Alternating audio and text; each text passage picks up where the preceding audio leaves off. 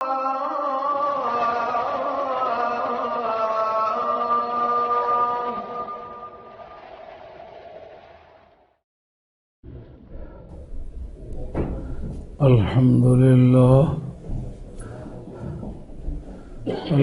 لله الذي خلق الأفلاك والأرضين والصلاة والسلام على من كان نبيا وآدم بين الماء والطين سيد المرسلين وخاتم النبيين وشفيع المذنبين ورحمة للعالمين محمد المصطفى وعلى آله وأصحابه أولي الصدق والصفاء. أما بعد فقد قال الله تبارك وتعالى جل جلاله في القرآن المجيد والفرقان الحميد: أعوذ بالله من الشيطان الرجيم. بسم الله الرحمن الرحيم. الذين آمنوا وكانوا يتقون لهم البشرى في الحياة الدنيا وفي الآخرة لا تبديل لكلمات الله ذلك هو الفوز العظيم. صدق الله مولانا العظيم وبلغنا رسوله النبي الكريم ونحن على ذلك من الشاهدين والشاكرين والحمد لله رب العالمين. الصلاة والسلام عليك يا سيدي يا رسول الله وعلى آلك وأصحابك يا حبيب الله. الصلاة والسلام عليك يا سيدي يا رسول الله وعلى آلك وأصحابك يا حبيب الله. حاضرین کرام، اللہ کریم نے یہ بات فرمائی ہے: الذین آمنوا وکانوا یتقون. جو لوگ صحیح العقیدہ ہیں اور متقی ہیں، لہم البشریٰ فی الحیات الدنیا، دنیاوی زندگی میں بھی ان کے لیے خوشخبری ہے اور اخروی زندگی میں بھی ان کے لیے خوشخبری ہے. یہ قاعدہ قانون وہ ہے جس میں کوئی کبھی تبدیلی نہیں آئے گی، اور یہی بہت بڑی کامیابی ہے. جس کسی انسان سے پوچھو کہ تم کیا کوشش کر رہے ہو، وہ کہتا ہے کامیابی کی کوشش کر رہا ہوں. کاروباری سے پوچھو کہ تم اتنے پیسے انویسٹ کیے ہوئے ہیں، کیا مراد ہے؟ کا کامیابی مراد ہے. طالب علم سے پوچھو اسکول پڑھنے، کالج پڑھنے، یونیورسٹی پڑھنے میں اتنا زور مارے ہو، کیا مراد ہے؟ کا کامیابی مراد ہے. اللہ حاضر قیاس. جس کسی سے پوچھو کامیابی کے لیے وہ دوڑ دھوپ کر رہا ہے. رب کریم نے فرمایا آؤ تو میں بتاؤں کامیابی کس چیز میں ہے. قد افلح من تزکا وذکر اسم ربہ فصلی. کہ جس آدمی نے اپنے آپ کو پاک کر لیا ہے. پاک کس طرح ہوتا ہے؟ عقیدہ صحیح ہو، عمل صالح ہو، اس سے پاکیزگی اور طہارت ملتی ہے. جو عمل کے ذریعے سے، بندے کی کوشش کے ذریعے سے پاکیزگی ملتی ہے وہ یوں ملتی ہے. اور اگر خدا کسی کو خود پاک کرنا چاہے تو انما یرید اللہ لیذھب عنکم الرجس اہل البیت ویطہرکم تطہیرا. اپنی مرضی سے وہ جسے چاہے پاک کر دے، وہ ان تدابیر کا محتاج نہیں ہے. اور اللہ تعالیٰ نے اپنے اس بول کو اس طرح سچا کیا ہے کہ اگر ذرا بھر بھی انسان کے ضمیر میں زندگی ہو تو سوچے تو بہت آسانی کے ساتھ توبہ بھی کر سکتا ہے اور اپنے آپ کو پاک بھی کر سکتا ہے۔ جس وقت حضرت یوسف علیہ نبینا و علیہ الصلوۃ والسلام کو مصر کے شاہی محل میں بٹھا کر عورتوں کی دعوت کی گئی اور مائی زلیخا صاحبہ نے ان کو مجھے جواز پیش کرنا چاہیے کہ جس کا تم مجھے الزام دیتی ہو کہ میں ایک غلام کو دل پہ بیٹھی ہوں، آؤ ایک مرتبہ دیکھ کے دلوں کو سہار کے دکھلاؤ، میں دیکھوں گی کہ تمہیں اسے دیکھنے کے بعد تمہیں استقامت کس طرح باقی رہتی ہے۔ قرآن کہتا ہے فَلَمَّا رَأَيْنَهُ أَكْبَرْنَهُ وَقَطَّعْنَا أَيْدِيَهُنَّ وَقُلْنَ حَاشَ لِلَّهِ مَا هَذَا بَشَرًا إِنْ هَذَا إِلَّا مَلَكٌ کریم۔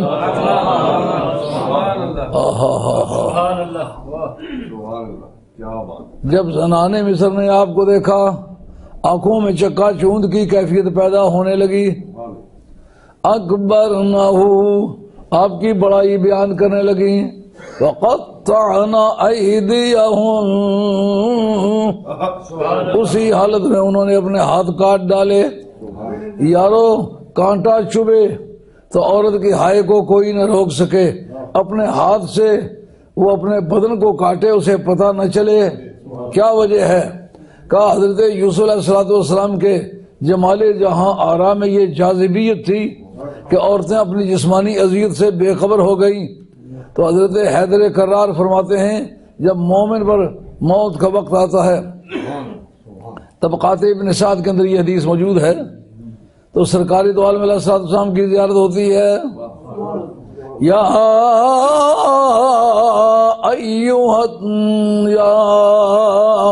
ایتھا النفس المطمئنۃ ارجعی الی ربک راضیۃ مرضیہ۔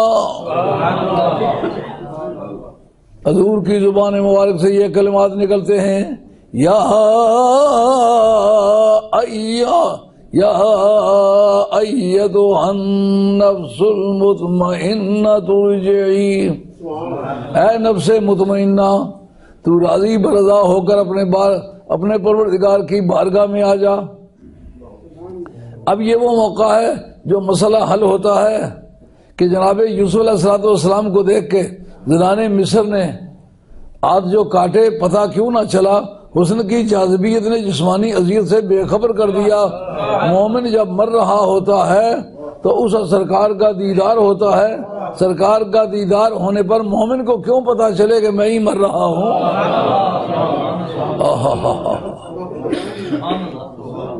کیا خوبصورت آئیڈیا ہے۔ مسلمانوں سرکار سے تعلق پیدا کرو، سرکار سے جو تعلق پیدا کرے گا اس کو دیدار ہوگا، اور جس کو دیدار ہوگا سرکار نے فرمایا من رآنی فی المنام سیرانی فی الیقظہ، جو مجھے عالم خواب میں دیکھے گا ان قریب مجھے عالم بیداری میں بھی دیکھے گا۔ جس کسی شخص نے پوری زندگی میں کبھی عالم خواب میں سرکار کی زیارت کی ہو، اسے یقین رکھنا چاہیے کہ مدینے والی سرکار میرے مرنے سے پہلے جیتے اور جاگتے ہوئے میری ملاقات ہوگی۔ نعرہ تکبیر، نعرہ رسالت، نعرہ حیدری، نعرہ غوث اعظم۔ میاں صاحب عارف کھڑی رحمۃ اللہ علیہ کے وصال کا وقت آیا، چند دن پہلے سرکار کی زیارت ہوئی تھی، اس کا ذکر دوستوں سے کیا ہوا تھا۔ اب بار بار پوچھتے اب طبیعت کا کیا حال ہے؟ کہا پاؤں کی طرف سے جان نکل آئی ہے، ہاتھوں کی طرف سے جان نکل آئی ہے، چھاتی تک میں محسوس کرتا ہوں میری جان نکل آئی ہے۔ پھر نکلتی کیوں نہیں؟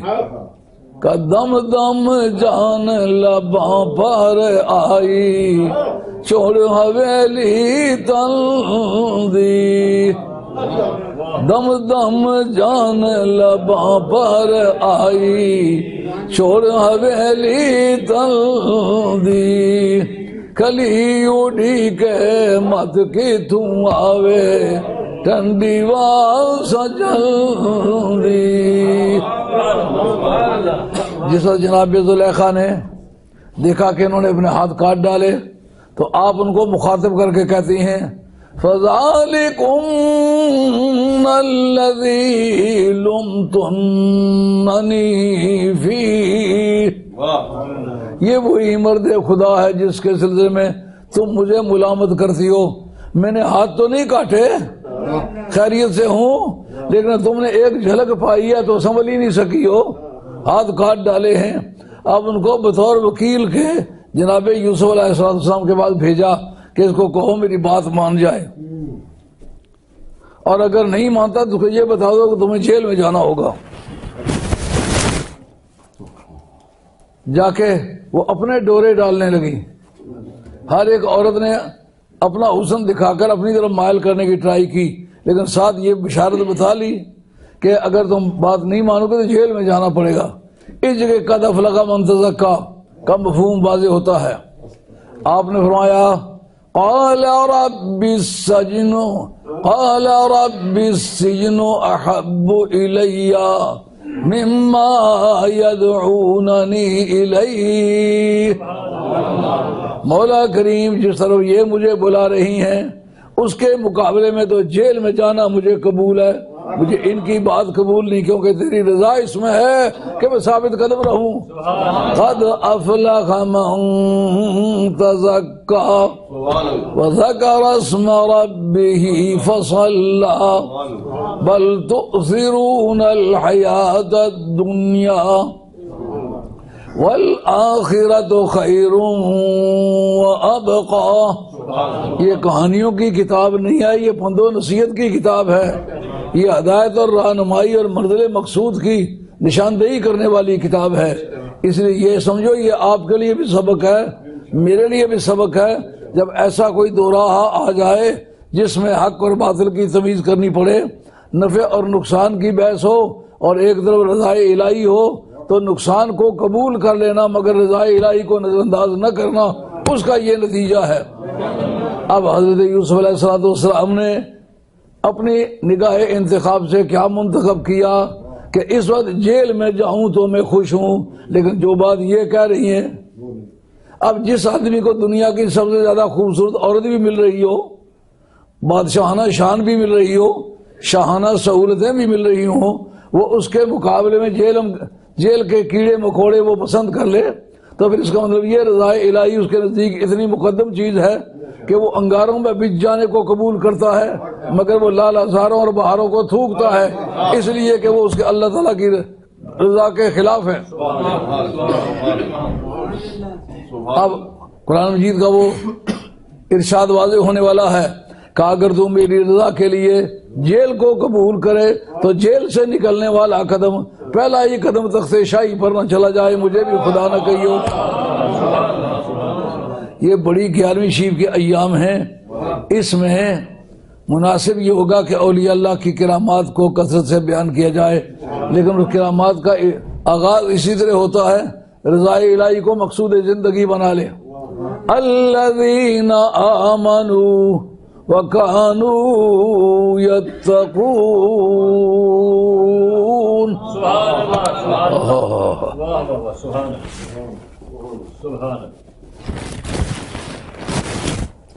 اگر الذین کو موصول بنایا جائے، آمنوا وَكَانُوا يَتَّقُونَ کو اس کا صلہ بنایا جائے، صلہ موصول مل کے مبتدا بن جائے، لہم البشرا اس کی جملہ خبر ہو، تو پھر یہ ایک نیا سینٹینس بن جاتا ہے. اور اس کی یہ تعبیر بھی قطعاً صحیح ہے کہ جو لوگ عقیدہ صحیح کر لیں، اعمال ٹھیک کر لیں، ان کو ہم بتاتے ہیں کہ انہوں دنیاوی زندگی میں خوشخبری ہے. یہ جتنے مشکلات آل اللہ کے راستے میں آتے ہیں بگاڑ کچھ نہیں سکتے، ترقی درجات کے لیے آتے ہیں. نبیوں پر مصیبتیں آئی ہیں لیکن عذاب کے طور پر نہیں آئی ہیں، کبھی عتاب کے طور پر آئی ہیں اور کبھی ترقی درجات کے لیے آئی ہیں. عذاب اور عتاب میں یہ فرق ہوتا ہے، عذاب ہوتا ہے کسی گناہ کا، عتاب ہوتا ہے محبت میں کوئی زیرو بم پیدا ہو جائے تو اس خسارے کو پورا کرنے کے لیے اس کی محبت کو جگایا جایا کرتا ہے. عتاب، ڈانٹ، یہ منزلت کی بلندی کے لیے آتا ہے. اب اللہ تعالیٰ نے جو بات کہی ہے وہ پوری انسانی تاریخ کو مطالعہ کر لو. ساری تاریخ انسانیت میں جو بات نتیجے کے طور پر نکلے گی وہ یہی ہوگی کہ جس زمانے میں جو بھی شخص اپنے پیغمبر کی تعلیمات کے مطابق عقیدہ بنا لے اور اپنی روزانہ کی زندگی کو نبی پاک کی تعلیمات میں ڈھال لے تو پھر وہ ہے جن جگہ پاؤں رکھے گا ان پاؤں میں بھی، ان مٹیوں میں بھی برکت آ جائے گی. ان الصفا والمروہ من شعائر اللہ. صفا و مروہ وہ مقامات ہیں جو اللہ تعالیٰ کی نشانیاں ہیں، اللہ تعالیٰ کی نشانیوں میں سے ہیں. یہ من تبعیضیہ ہے. من تبعیضیہ کہتا ہے بعض پر آتا ہے، کثیر افراد غیر مذکور ہوتے ہیں. الشعائر الصفا والمروہ بعض نشانیاں ہیں. اس کا مطلب یہ ہے کہ بندگان خدا جن جن مقامات پر انہوں نے پاؤں رکھے کوئی پہچانے یا نہ پہچانے وہ جگہ شاعر اللہ ہیں، اللہ کی یادوں کو تازہ کرتے ہیں. جن جن جگہوں سے گزرے ہیں ان جگہوں میں یاد خدا آباد ہو جاتی ہے.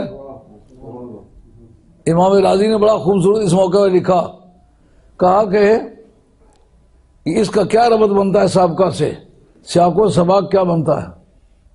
سیاق اور سباق پیچھے سے کس طرف سے بات چلی آ رہی ہے. کہا پیچھے سے بات چلی آ رہی ہے شہیدوں کی. آگے اللہ تعالیٰ فرماتے ہیں جو مارے گئے وہ تو مارے گئے، ان کا فتویٰ تو تم نے سن لیا، آئندہ جو مارے جائیں گے ان کے بارے میں سن لو کیا حکم ہے. وَلَنَبْلُوَنَّكُمْ بِشَيْءٍ من الخوف والجوع ونقص من الأموال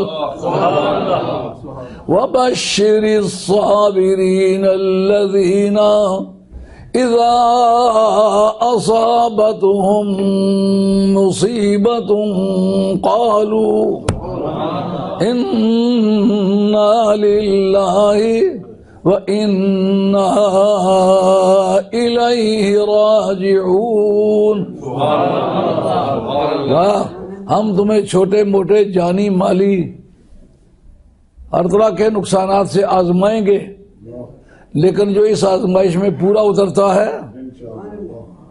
یعنی ہر طرح کا نقصان برداشت کر کے لہو کی نہریں بہہ جائیں، بچے ذبح ہو جائیں، بیویاں جدا ہو جائیں، مکان تباہ ہو جائے، مکانوں کو آگ لگ جائے، ان سب کچھ کے بعد وہ کہے لب ہو سکوں آشنا دل میں خیال یار ہو، لب ہو سکوں تو آشنا دل میں خیال یار ہو، ان کو خبر ہو یا مجھے اور کوئی ناراضدار ہو.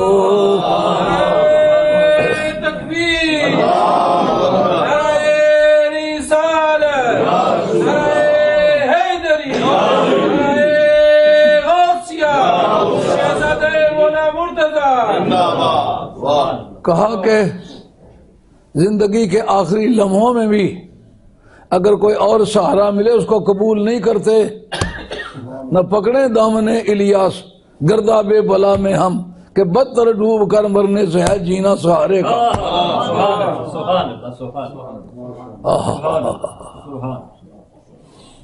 حضرت میاں صاحب عارف کھڑی رحمۃ اللہ علیہ کسی منزل پہ چل کے رک گئے، کوئی اور کسی سلسلے کے درویش آئے، ان کا جس منزل پر آپ رکے اسے آگے میں لے جا سکتا ہوں، آپ میری طرف رجوع کریں. آپ اسی وقت کھڑے ہو گئے، بغداد شریف کی طرف منہ کر کے کہتے ہیں میرا جی میں تیرا ہو کے خیر مانگا در در دا، میرا جی میں تیرا ہو کے خیر مانگا در در دا، مریل کوتا کیوں اخواواں ایڈ وقت وردا مریل کو تا کیوں اخواواں ایڈ وقت وردا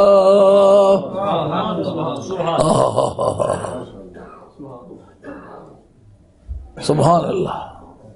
حضرت غوث الثقلین رضی اللہ تعالیٰ عنہ کی بارگاہ میں فریاد کی، کہا اور کسی کی ساتھ بڑھانے کے لیے تیار ہیں، وہاں کھڑے کھڑے ہی وہ منزل طے ہو گئے.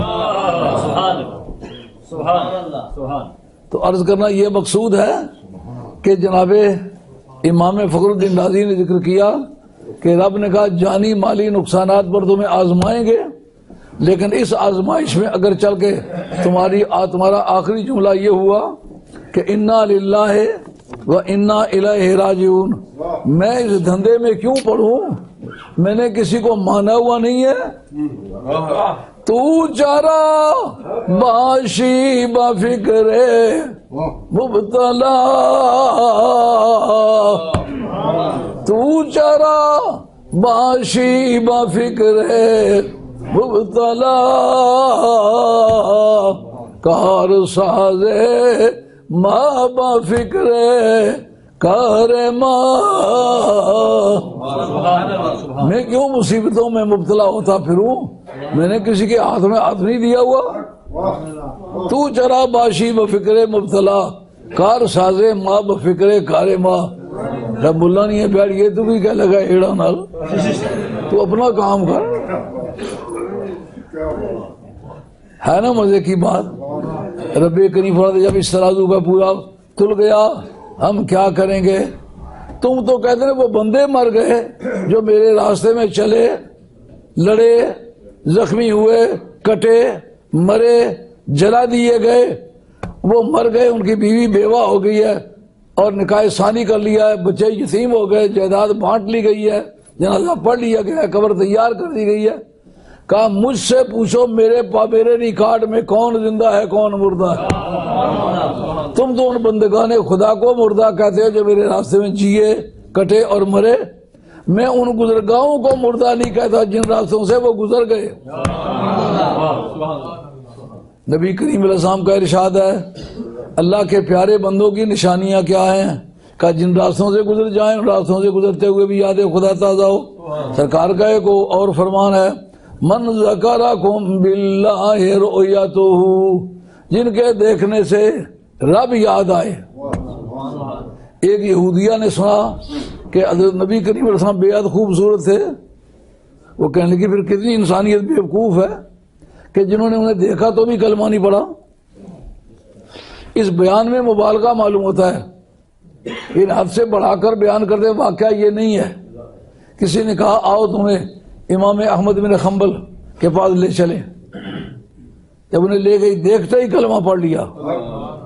پوچھا بھی محترمہ تم نے پوچھ کچھ نہیں کی. انہوں نے کہا چھوٹے محمد کو دیکھا تو میرا کام چل گیا، بڑے محمد کو دیکھتی خدا جانے کیا کرتا.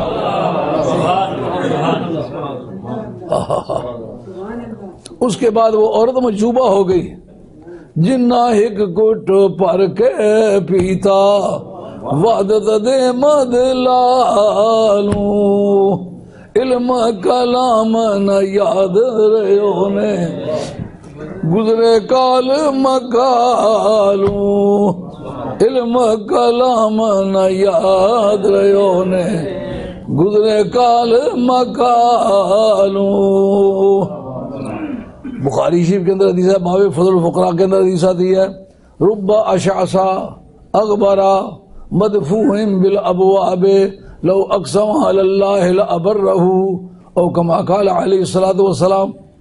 بہت سارے بندگان خدا ایسے ہیں جو یولیدہ منہ ہوتے ہیں، بال ان کے گرد آلود ہوتے ہیں، کپڑے پھٹے پرانے ہوتے ہیں، لیکن اگر کسی بات پہ اڑ جائیں اللہ کی قسم کھا لے اللہ پہاڑوں کو ٹال دے، ان کی باتوں کو نہ ٹالے. جے ایک آدرد دی مارن ہوندا ملک ویرانی، جے ایک درد دی مارن ہوندا ملک ویرانی، کو کافاں دی سبزی سردی ندیاں رہ نہ پانی بارود سن کالے میلے. اب میاں صاحب کے بول بتاتے ہیں کہ نہیں عالم آدمی ہے. حدیث کا ترجمہ رب اشاسا اغبرا مدفون بالابواب، بہت سارے بکھرے ہوئے بالوں والے حجامتیں پڑی ہوئی کپڑے پھٹے ہوئے دروازوں پر جائے دھکے دے کے لوگ پیچھے کر دیتے کہ چل چل مسٹنڈے کیا کام کرتا ہے، کدھر مانگتے پھرتے ہو. کہا اس حالت میں جیک آدرد دی مارن ہوندا ملک ویرانی کو کافاں دی سبزی سردی ندیاں رہ نہ پانی بارود سن کالے میلے اندروں آب حیاتی اوٹھ سکے ترے آیا وانگن جان ندی وچ نہ تھی. بخاری شریف حدیث قدسی ہے لا یزال عبدی یتقرب الی بالنوافل حتی احببتہ فاذا احببتہ کنت بصرہ الذی یبصر بہ ولسانہ الذی یتکلم بہ ویدہ التی یبطش بہا ورجلہ التی یمشی علیہا ولئن سألنی لأوتینہ وَلَئِنِ اسْتَعَاذَنِي لَأُعِيذَنَّهُ او کما اخبر بہ النبی صلی اللہ علیہ وسلم الرب. حدیث قدسی کے ساتھ یوں تعبیر کرتے او کما اخبر بہ النبی صلی اللہ علیہ وسلم الرب، چونکہ یہ حدیث جو ہے حدیث قدسی ہے. اس کا مطلب کہنے والا کہتا ہے جو اصل الفاظ ہیں وہ تو میرے پاس موجود نہیں ہے لیکن اس کا مفہوم ہے جیسا کہ میں نے کہا یا جس طرح کے نبی کریم علیہ الصلوۃ والسلام نے اپنے رب کے بارے میں خبر دی ہے. کہا کہ بندہ اللہ کی نفلی عبادتیں کرتے کرتے اس قدر قریب ہو جاتا ہے کہ اللہ فرماتے ہیں کہ میں اس سے محبت کرتا ہوں. معلوم ہے یہ قصہ سارا محبت کا ہے. یہ خشکے اور بے محبتے لوگ جس وقت کوئی بات کرو تو استنجے لوٹے کے سوا اور انہیں کوئی یاد نہیں ہوتا. محبت کا چیپٹر ہے یہ جس کو ولایت کہتے ہیں. ولایت کا مادہ الولیو والولایت والموالات بدوستی گرفت و قریب گردانیدن، دوست پیار کی وجہ سے اس کو قریب کر لینا، اس کا نام ہے ولایت. تو یہ چیپٹر محبت کا ہے. پروردگار عالم اپنی محبت میں جس کو قبول کر لے یہ عہدہ اس کو ملتا ہے، لیکن ملتا کس روٹ سے ہے کہ عقیدہ صحیح ہو، اعمال صحیح ہوں. پھر طریقہ کیا ہے کہ من اراد ان یجلس مع اللہ فلیجلس فی مجلس اولیاء اللہ. جو آدمی چاہے کہ وہ اللہ کے ساتھ مجلس کرے وہ اللہ کے ولیوں کی مجلس کرے، اللہ کے ولیوں کی مجلس کرے، اس کا عادی ہو جائے. اس میں بیٹھنے سے اللہ کی مجلس میں بیٹھنا تسلیم ہوتا ہے. حدیث قدسی بتاتی ہے بندہ نفلی باتیں کرتے کرتے قریب ہوتا رہتا ہے، مجھے اس سے محبت ہو جاتی ہے. جب اس سے میری محبت ہو جاتی ہے تو میں اس کی وہ آنکھیں بن جاتا ہوں جن سے وہ دیکھتا ہے. اب جتنے اولیاء اللہ کے ماننے والے کہتے ہیں کہ میری طرف توجہ فرمائیے گا، کہتے ہیں اس توجہ کا کیا معنی ہے؟ بندہ مر گیا قبر میں ہے، یار جن آنکھوں کو رب کہے میری آنکھیں ہیں وہ مرتی ہیں، وہ مٹ جاتی ہیں.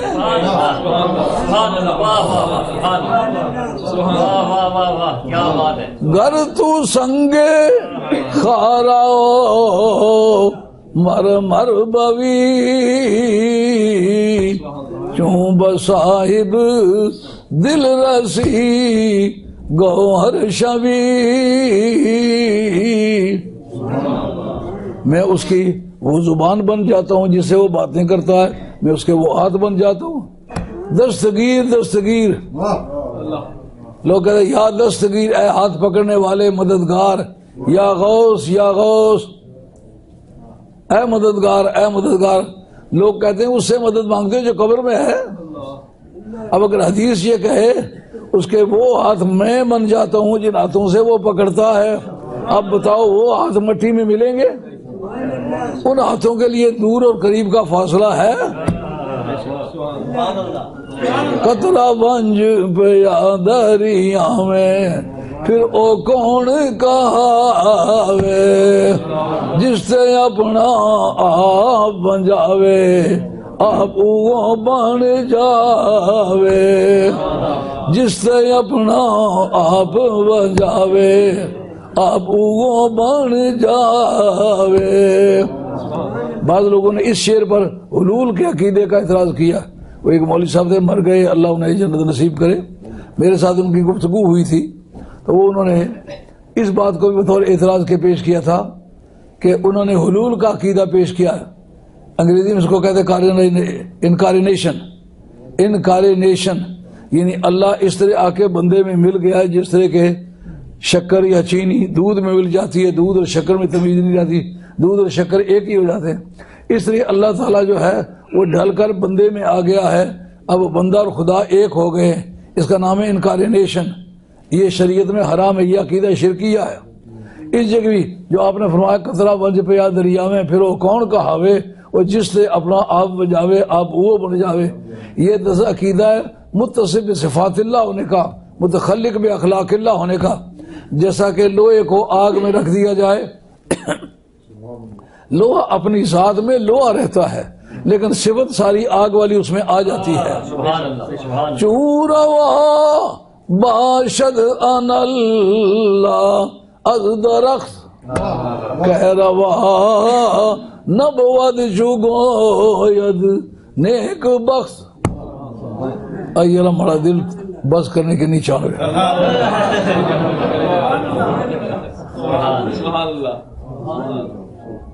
جمعے کا نماز لیٹ ہونے کا ڈر ہے، نہیں تو اب اتنا پورا میدان کھل گیا ہے، 8-10 دن اس مضمون پر بولتا ہی چلا جاؤں، کیفیت پر کیفیت آتی چلی جائے۔ یہ غوث پاک کی بڑی گیانوی شیف ہے، اس موقع پر ولیوں کا ذکر کرنا بڑا عمدہ۔ رومی رحمۃ اللہ کا حوالہ انہوں نے دیا کہ چوروا باشد ان اللہ از درخت کہروا نبود جگوید نیک بخت۔ کہا جب درخت بولا تو رب کہتا ہے میں بولا ہوں۔ جب درخت رب کے بولنے کی جگہ ہو سکتی ہے تو بندہ اشرف المخلوقات ہے، یہ رب کے بولنے کی جگہ کیوں نہیں ہوتی؟ وقت ہوتا ہے تو دلائل اور پیش کرتے ہیں، وقت ختم ہو گیا۔ انا للہ و انا الیہ راجعون۔